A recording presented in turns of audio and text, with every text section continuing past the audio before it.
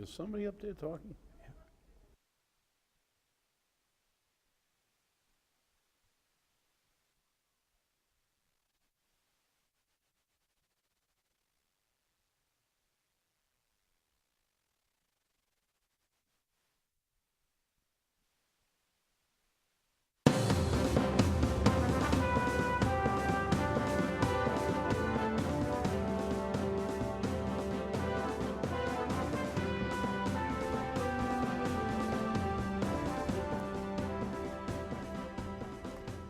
Hello there, and welcome to Spindle City Straight Talk. Well, for our last show of the year, first show of next year, it's going to be a little interesting, kind of a mid-year review and kind of a look back and a look forward of what has happened and what disasters are yet to come. Welcome. Let's start right off with the city's, what everyone's calling the city's biggest challenge, and that is going to be the closing of the landfill. You know, they put together this great panel, this great group of people to address the issues with the closing of the landfill and what they're going to do. That's a $5 million loss in funds, which, you know, Fall River doesn't worry about money because our city corporate council and our mayor just gave away about $1 million, if you remember correctly. So, I mean, $5 million is nothing. But, you know, the city hasn't done anything about it, so what happened? You know what happened? The state started to do something about it. The state went out and got a permit to build a transfer station up at the industrial park. Now, for the longest time, we were talking about making a transfer station right down at the city garage, the old incinerator. But, of course, nothing ever happened to that. So we'll just lose the $5 million. We'll let the state handle everything because we're Fall River. We can't do it because it seems like we're foolish. I mean, I don't know. What do you think? Well, as usual, government by crisis. You heard it here first on Spindle City Straight Talk. We've been talking about government by crisis for a very long time. And during the debates, the landfill was brought up, and the mayor basically referred to his panel. And I'll actually grab one of those articles and I will quote an incoming city councilor, actually. That would be here. Yeah. This is a quote from incoming City Councilor Paul Da Silva. Tackling the issue of solid waste will be the city's toughest challenge because the Fall River Industrial Park landfill is set to close at the end of 2014, said incoming Councilor Paul Da Silva. And this is a quote: "It's been pushed down the road and now we'll be scrambling. And we're going to have to make some tough decisions." Well, they were made a lot tougher because we sat on this thing until it was ready to hatch, as usual. But there seems to be no accountability and no consequences for doing this from the city council or from anyone else. You know, this is ridiculous because, you know, here's another way that we just say, we'll wait for somebody else to do the job. You know, what were you elected for, Mr. Mayor? What were you elected for, City Council? This is your job. This isn't for the state to come in and bail you out. It seems that that's all you 10 people decide to do. Between the mayor and the city council, we always decide on letting the city bail us out. I mean, we look at what's going on over at Durfee. You know, Durfee needs building repairs for them to get reaccredited. They just received reaccreditation, and that committee said that they are very much aware of the needs of the building, and they're very concerned about it. So they were depending on the Massachusetts State Building Association to come forward with the money. Again, we're putting our hand out for state welfare. Well, guess what, Mr. Mayor? Guess what, City Council? Guess what, School Committee? No. The Massachusetts State Building Authority says the same thing that I've been saying for years, and many other people in the city of Fall River have been saying, and they say that you don't get any money to repair the school. You need to build a new, smaller school. And that's what you have to do. I mean, and this is coming from the people that supply you your money, your 80 or 90% reimbursement. You need to build a smaller school. And I've been saying that cities with smaller populations than Fall River have 2 and 3 high schools, yet we only have 1. And I found out in doing my research, because, you know, we don't just look around and say what's happening. Do you know why we only have 1? I'll tell you why. Because we were afraid of jeopardizing our sports programs at Durfee High School? What sports program? They haven't won a football game in how long? I mean, come on. We can do better, and we can do better for our students. I don't know. What do you think about this, Bob? I mean, Well, let's really start with one of the real big issues that I've always had with this city, and that's oversight. I'd like to see a list of all these repairs and what was done about these things and when they occurred and how much the city has spent to try to have upkeep. Fundamental upkeep of buildings is part of the cost of doing business. I saw a lot of pay raises. I've seen a lot of new jobs. I've seen a lot of wasting of money, the taxpayer money. $6,000 bathrooms, anyone? Exactly. But this is the problem, and this is the problem I'm going to talk about in my commentary today. They love to spend other people's money, and in reality, it's our money. It's not their money. They can have $9,000 doors on our money. They can go out to lunch on our money. They can not maintain the schools but give all their friends jobs and pay raises on our money. And it's going to end because this city is on the verge of receivership. And when our now, who's been, I guess, sainted now, our former city administrator leaves, ultimately we're going to find out that we're not going to be able to bond forever. We're not going to be able to raise the taxes forever because the city is going to collapse. It's not like it's not already doing that. I mean, and again, spending fundamentally wasted money. The mayor, when he decided not to renew Sean Kadim's, the sainted Sean Kadim, contract, he decided he was going to do a nationwide search for a new city administrator when we know one was already chosen. And that's going to cost the city up to, or maybe in excess of, $7,000. And for that, they got 60 resumes, including one from Bolivia. Boy, we must be really a hot topic, you know, in Bolivia. And we still hired Kathy Ann Viveris, somebody who doesn't have a background in the management that we probably need here in Fall River. That's $7,000 of money we don't have. But we just spent it because we didn't have to do it. And, you know, I know people out there saying, oh, you know, Sean Kadim's a nice guy. You shouldn't be, you know, making fun of him with the sainted Sean Kadim. Let me tell you something. When he was in the job, people were complaining about the job he was doing. But the minute, like everyone else in Fall River, once you get out of city government jobs, the public sector, you are sainted. You are given a job. You're given the holy grail of jobs in Fall River, whether it be a school guidance counselor at the Viveris School for former state representatives, or a position at Boston, UMass Boston, for a former city mayor. You get the sainted jobs. This isn't about the person. It's not about the personality. It's about the job. And the job here is that we waste money and we misappropriate it.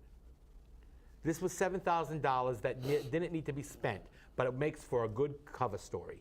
You know, we always talk about transparency. That word has been beat so much to death that when you say transparency in Fall River, you're looking at a black wall. I mean, I get so fed up with hearing it. I don't know about you, Bob, but you know, it makes me sick after a while. Well, it is something that really has become epidemic with this administration.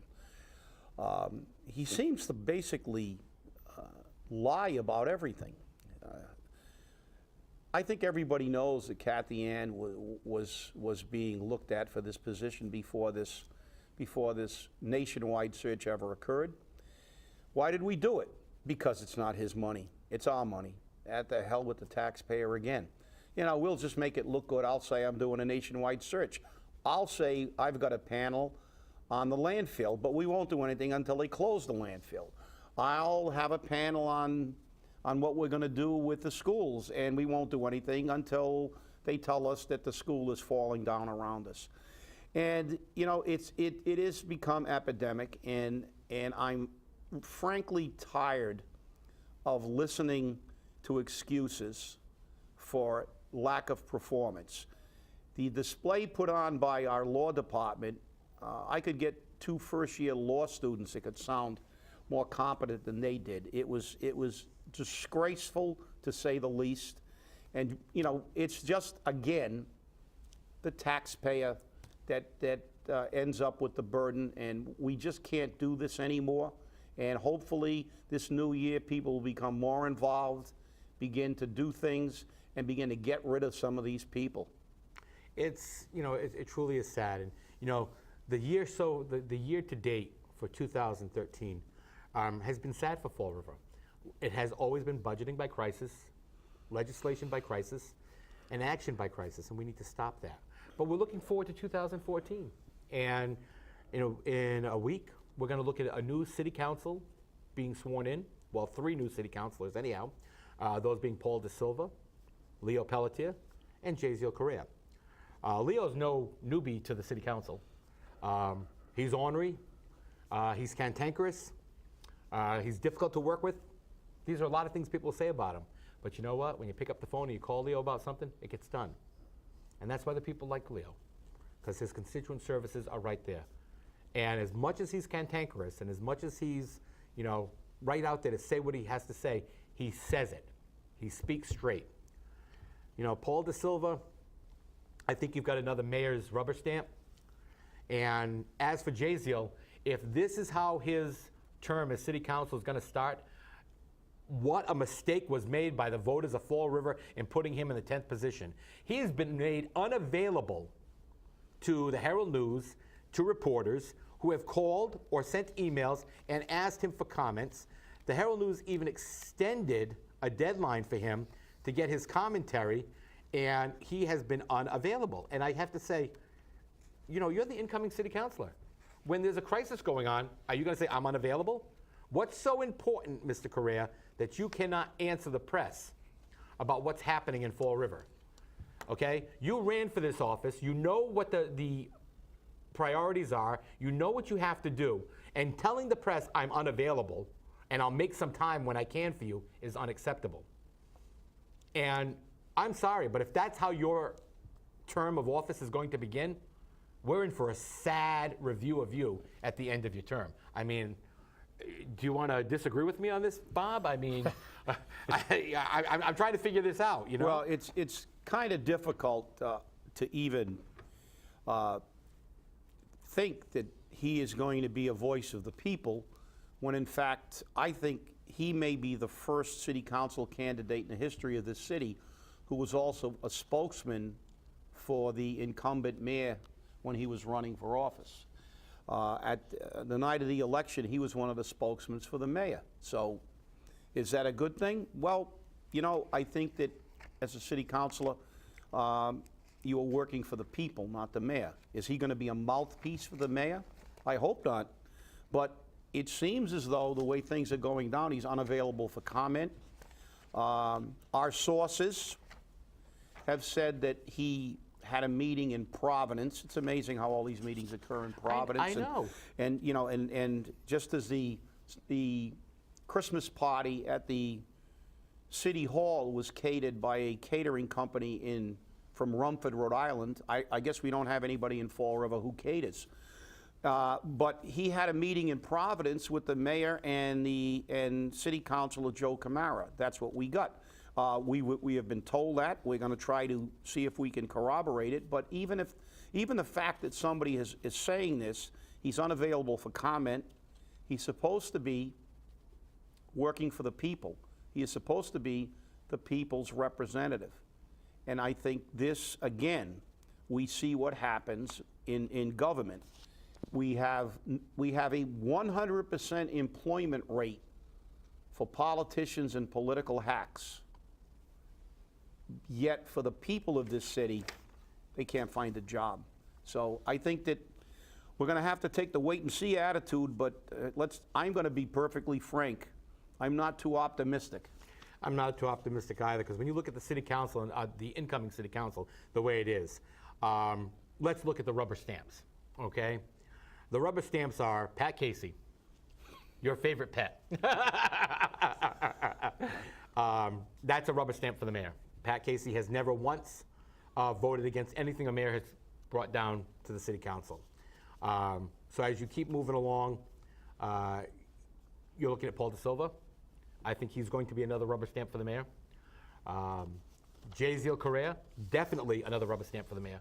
Not only was he a spokesman, he over-donated to the mayor. He gave $300 from his political campaign chest, and the campaign finance laws say he can only give $100 out of his campaign war chest. So the mayor had to give him back money. He was a spokesman, as you said, for the mayor. He worked as the lead for the Bold Coalition. He worked on the Youth's Bill of Rights here in Fall River, which also works with the mayor's office. He's always been the political kiss butt. I'm going to put it politically correct. There are other words for it that it appears to be. How the man even came in 10th, I think is solely based upon the fact that the people of Fall River don't look at the substance. They look at what's on the surface. And Jaziel's personality is a wonderful thing. I mean, and Jaziel, presents himself to be a very successful, very well-intentioned, and very well-off young man. But when it comes right down to it, he's nothing but a political hack that just does what he's told by the powers that be. You move on to, let's say, Mike Mioza. I don't know where that vote could go. Mike has fought the mayor on some issues, but Mike has also fallen in line on many more.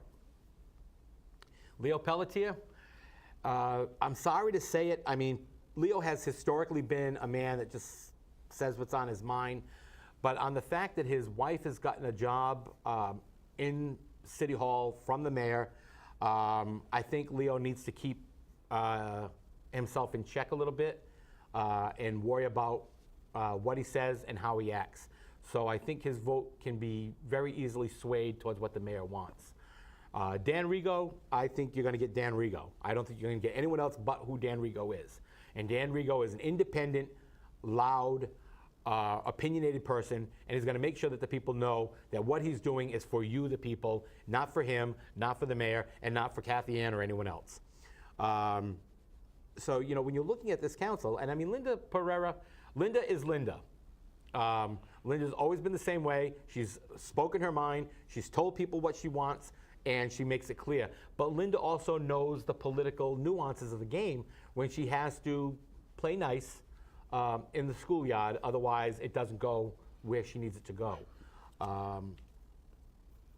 And you have to look at that. So it's going to be an interesting 2 years with this council, to say the least. And I think the biggest thing that we're going to see is what happens on Monday, the 6th, when the city council presidency vote is taken. Because now, Linda has thought for a long time that this was pretty much, all set. Joe Camara kind of has felt it through. Everyone's kind of politicking here and trying to lobby for those votes from these 3 new incomers, and one who isn't such a new incomer. So what can you give them to take them away from the mayor? That's my question. And that's a serious question. Well, I think one of the big questions is the rumor has it, and we do, The whisper campaign. the whisper campaign, the rumors, which in Fall River most of the time turn out to be correct, say that the mayor is lobbying very heavily for Joe Camara. That poses a very interesting question in my mind. Joe Camara voted against the budget. Joe Camara has been an opponent of the mayor on a lot of issues over this last year. He's been viewed as an opponent of many of these issues. He's been pretty vocal on many issues, and the question would then be, why would he support someone, and why would he be even involved in the selection of a council president? This all gets back to a core issue, and that is that everybody in this city, including the people who were elected to city council, forget why they were elected. They were elected to do the business of the people, not the business of politics. So it's going to be a very interesting year, and I think that, you know, we never run out of things to talk about on this show because we live in Fall River. Yeah, but you know what's very interesting? Because I was actually asking people, and then I had heard that my favorite two people in the whole world on WSAR, which shall remain nameless, kind of came back with the same thing that I had already found out. And that's, if you ask the average voter in Fall River, what did your candidates run on? I don't know. Honestly, that's what you say. I don't know. A few people said, oh, jobs. They're going to bring jobs to Fall River. Guess what? City government doesn't bring jobs. City government creates an environment where jobs can be created. Okay? But that's what everyone said, jobs. And taxes. Oh, they worked on taxes. They worked on them very diligently. They worked on raising them. They worked on raising the water bill. And did you see your tax bill, your recent tax bill? Guess what's on there? That Community Preservation Fund, which was only going to cost us, what, $20 a year. Mine's costing me over $80. I mean, seems to be a little high, more taxes. So I'm going to go down to City Hall and I'm going to find a way to get an abatement on it. I mean, and I think everyone that watches this program should go down to City Hall and find out if they can get an abatement on it. Don't give the city an extra dime if they don't deserve it. That's my opinion. But, you know, I made a comment, and I'm not going to apologize for it, because I never do, on Facebook, that in the coming year, we shall see the swashbucklers flying, the brown shirts walking the streets, and the secret police knocking down the doors, because that's the way this city hall is being run. It's being run like a dictatorial environment. The employees are afraid to say anything, okay? The city council has to meet adversariously with the sixth floor to get anything done, and our legal counsel can't even write a brief. So, you know, where are our rights? This is a scary thought for us.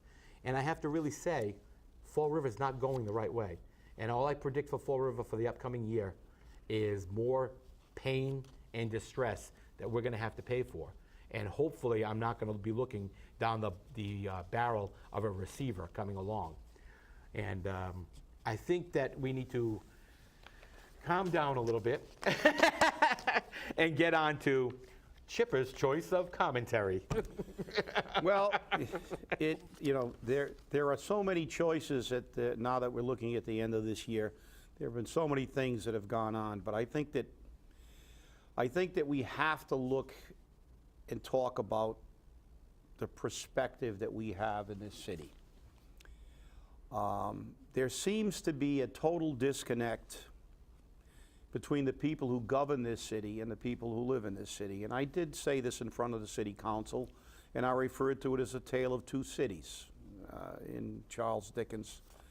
And, you know, it is the best of times and the worst of times. It's the best of times for the politicians, and it's the worst of times for the people who live in this community. We talk about a Community Preservation Act and an abatement. I think the way we have to preserve this community is by beginning to really become involved. I hope we've, in this year, have made you think about things, ask some questions, and get more involved, because the only way we can preserve this community is change the way it's run.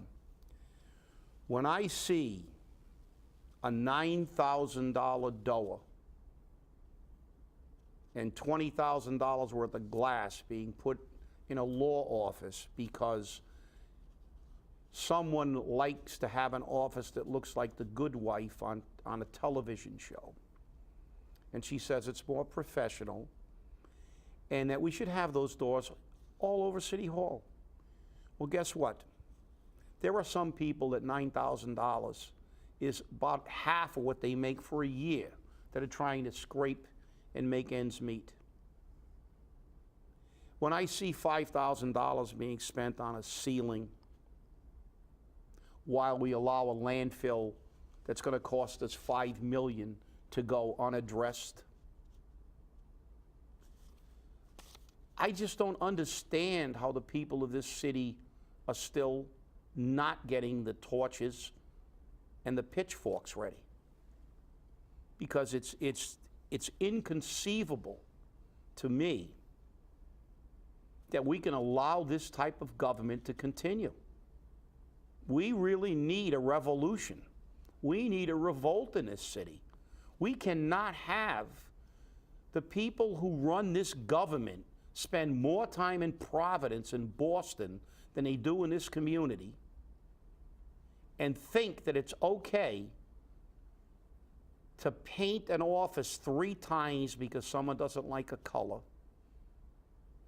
I worked on a fire department for 38 years. I don't even remember what color they painted my office because it was whatever was the cheapest color were available, because they actually had some consideration for the costs to the public.